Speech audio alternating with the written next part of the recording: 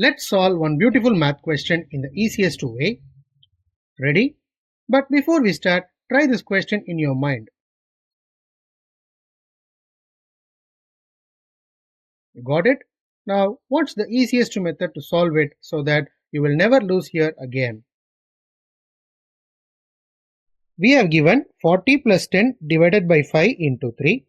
Here, according to the BODMAS rule, that is brackets, operation, division, multiplication, addition and subtraction, we are going to do division first. So 10 divided by 5 becomes 2. So the entire equation changes to 40 plus 2 into 3. Then comes multiplication, that is 3 2s are 6. So 40 plus 6 is nothing but 46.